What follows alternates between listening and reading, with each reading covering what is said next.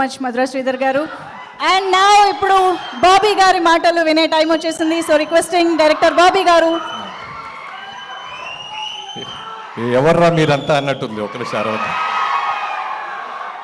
అందరికీ నమస్కారం అండి. ఇక్కడికి వచ్చిన మీడియా మిత్రులకి, కార్తీ గారి ఫ్యాన్స్కి, స్టేజ్ మీద ఉన్న మా డైరెక్టర్స్ అందరికీ.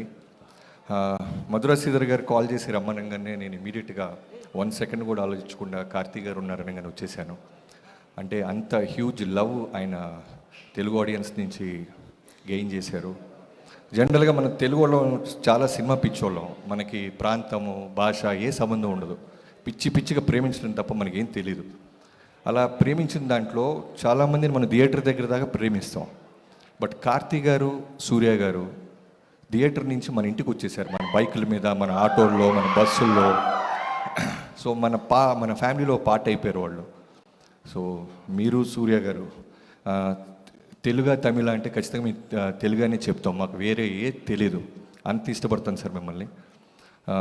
మీ యాక్టింగే కాదు, I admire your selection of script sir. First నుంచి మీ ఫస్ట్ డెబ్యూ పరుతువీరం దగ్గర నుంచి. అంటే నాకు ఎప్పుడు రవితేజ గారు ఒక మాట చెప్తుంటారు, ఏంటి సార్ ఇవాళ రైస్ తినట్లేదు, మీరు చపాతీ, ఓ రోజు ఏమో ఓన్లీ పన్నీర్ తింటున్నారంటే బాడీని మనం కన్ఫ్యూజ్ చేయాలి బాబీ.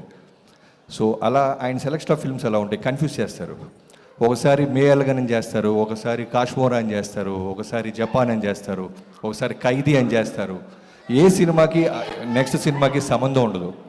సో అంత బ్రిలియంట్గా సినిమాని సెలెక్ట్ చేస్తూ ఆయన యాక్ట్ చేయటం నిజంగా చాలా గ్రేట్ కార్తీ గారు.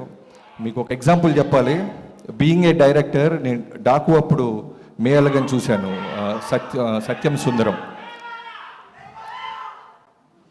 ఉంది, వస్తున్నారు, అఖండ 2తో వస్తున్నారు, అరుద్దాం. సో ఆ మే అలగన్ చూసిన తర్వాత మళ్ళీ కొన్ని రోజుల తర్వాత ఓటీటీలో I have a 7 years daughter sir. సినిమాలు ఇంట్లో చూస్తుంటే తెలియకుండానే ఏడ్ చేస్తున్నాను.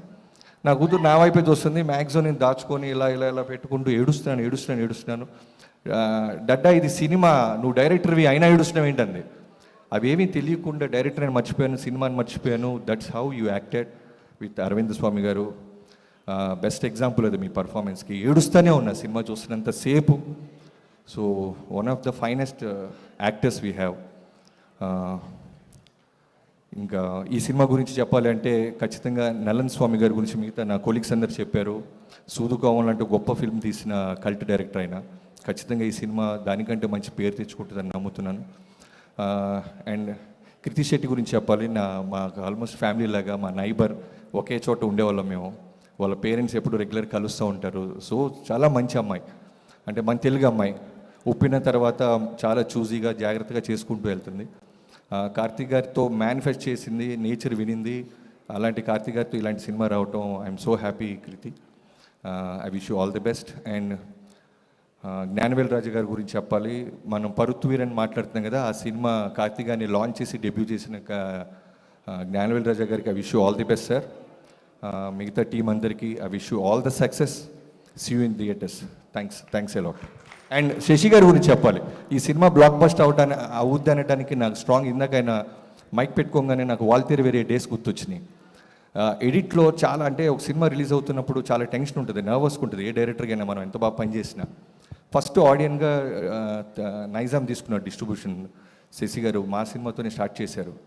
చూసి ఒక అరగంట సినిమా ఆయన వెనక నుంచి చూస్తున్నారు యావిడ్లో. చూసేసి బయటికి కన్నీళ్లతో వెళ్ళిపోయారు. రవితేజ గారు డెత్ సీన్ తర్వాత బయటకు చోటే మాట అన్నారు, సార్ మేము ఎంత పెట్టుకున్నామో సెకండ్ డే, థర్డ్ డే రాకపోతే నేను డిస్ట్రిబ్యూషన్ మానేస్తానని. అలానే వాల్తేరు వేరికి ఆయన థర్డ్ డేనే ఆయన కొన్న డిస్ట్రిబ్యూషన్ డబ్బులు వచ్చేసినాయి. నైజాంకి అంత బాగా ఉంటుంది ఆయన conviction, confidence, selection of films. I wish you all the best Sasi గారు. Thanks a lot. Super Bobby గారు, thank you so much. Thank you for taking time coming here.